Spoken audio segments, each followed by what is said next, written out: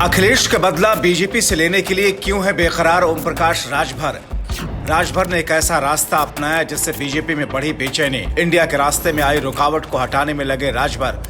मायावती और अखिलेश यादव जो काम नहीं कर पाए उसी में जुटे हैं ओम प्रकाश राजभर।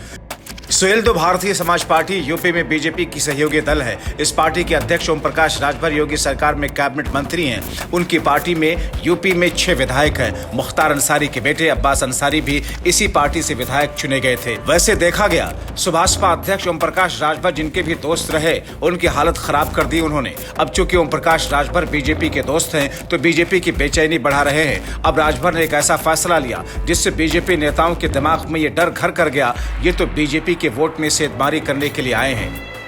सुभाषपा अध्यक्ष ओम प्रकाश राजभर इन दिनों यूपी से ज्यादा बिहार में एक्टिव हैं। उनकी सक्रियता ने बीजेपी और जेडीयू की टेंशन बढ़ा दी है। बिहार में विधानसभा की 4 सीटों पर उपचुनाव हो रहे हैं। ओम प्रकाश राजभर की पार्टी ने इनमें से 2 सीटों पर रामगढ़ और तरारी में अपने उम्मीदवार उतार दिए। उनके इस फैसले से बीजेपी कैंप में बेचैनी बढ़ गई। राजभर की पार्टी के चुनाव लड़ने से सीधा नुकसान बीजेपी का है। बिहार बीजेपी के अध्यक्ष दिलीप जायसवाल ने इस बात की जानकारी अपने राष्ट्रीय अध्यक्ष जेपी नड्डा को दी। ओम प्रकाश राजभर की पार्टी के चुनाव लड़ने की बीजेपी के वोट में बंटवारे का खतरा है। बीजेपी किसी भी सूरत में खतरा मोल लेने को तैयार नहीं। फिर आनन फानन बीजेपी के केंद्रीय नेतृत्व ने ओम प्रकाश राजभर से संपर्क किया। कहा गया कि आप तो हमारे सहयोगी हैं। इस पर राजभर ने जवाब दिया कि हमारा गठबंधन तो यूपी में है, बिहार में नहीं। बीजेपी के केंद्रीय नेतृत्व के आग्रह पर राजभर की पार्टी के दोनों नेताओं ने अपना नाम वापस ले लिया।